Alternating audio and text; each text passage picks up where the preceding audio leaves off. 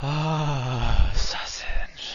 Hello, and welcome to another episode of First, the show where I, Marcus Nez, I lost my train of thought there for a second. But this is the show where I, Marcus Nez, gives you my first impressions on a game.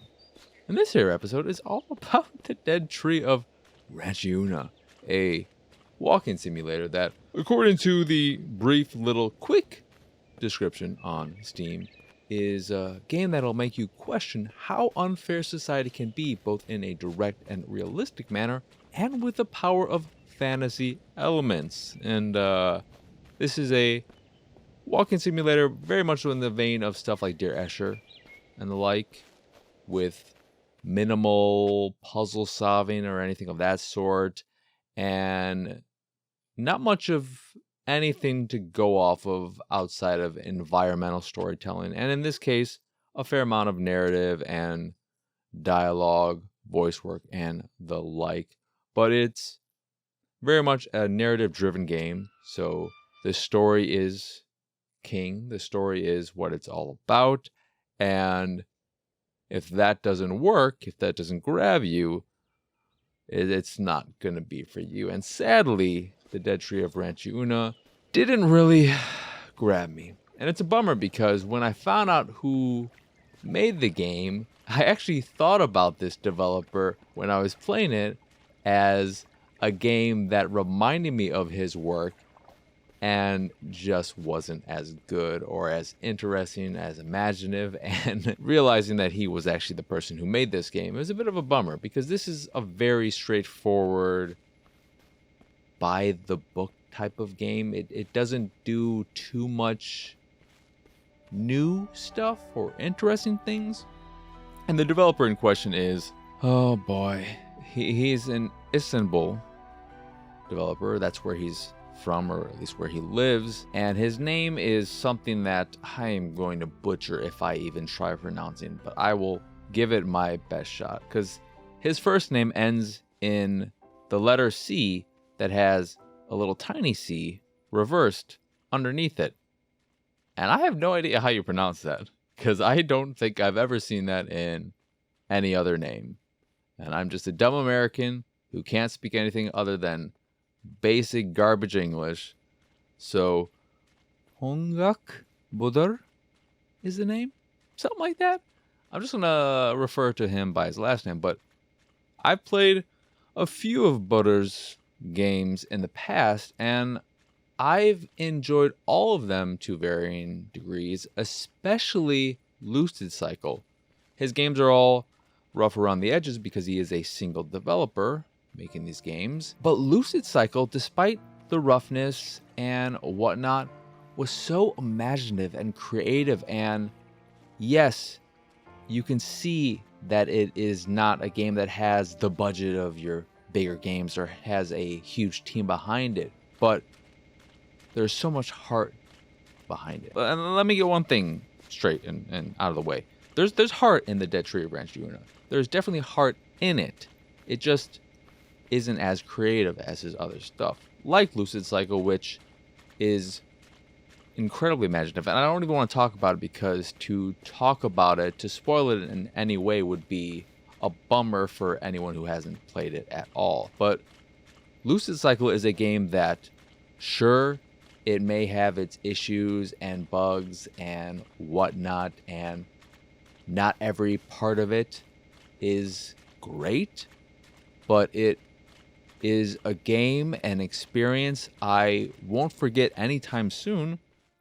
It is one of the most memorable games I've played in the last 5 years, so it may be something that I always remember, but at the very least, it's not something I'll be forgetting anytime soon. I mean, I played it a year ago, and it's still a game I think about on a somewhat regular basis, as much as anyone thinks about any game they've played on a somewhat regular basis. But the Dead Tree of Ranchiuna is the exact opposite. It is an incredibly forgettable game, an immediately forgettable game, because it doesn't do anything particularly special or try anything from the time I put into it, which was about an hour and a half.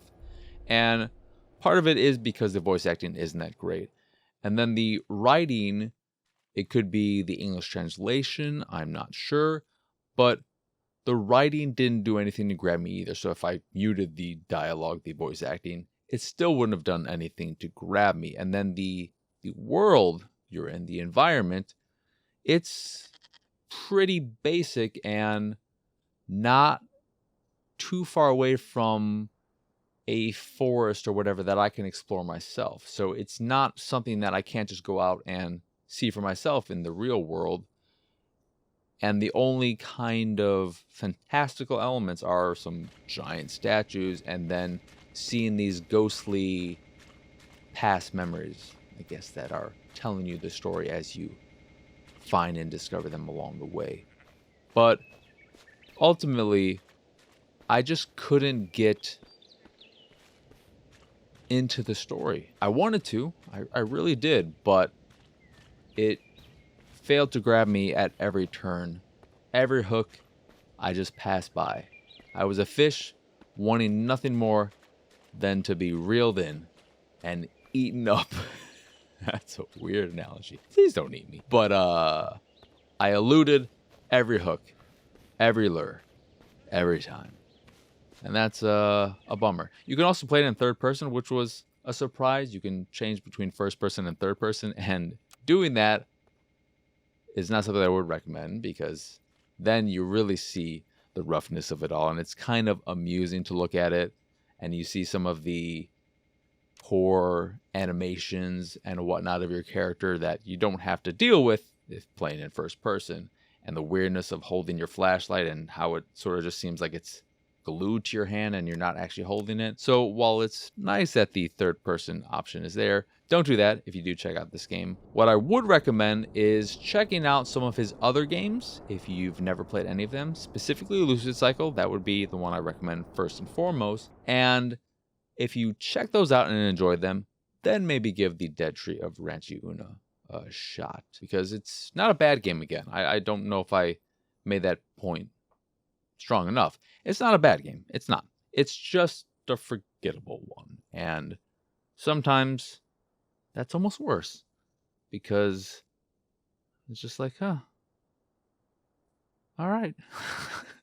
I didn't know where to go after that. Anywho, that will do it for this here episode of First. Once again, I am Marcus Nez. Y'all can find me on Twitter and pretty much everywhere at PX Sausage. If you'd like to see me streaming games like the Dead Tree of Ranchiuna, you can do so over at twitch.tv/PX Sausage. If you'd like to check out the videos I make and you aren't already doing so, you can do that over at youtube.com/Pixelated Sausage. Don't forget to like, subscribe, all that jazz. And what was it again? youtube.com/Pixelated Sausage. Speaking of Pixelated Sausage, if you put a little dot and a comma after that, what do you got?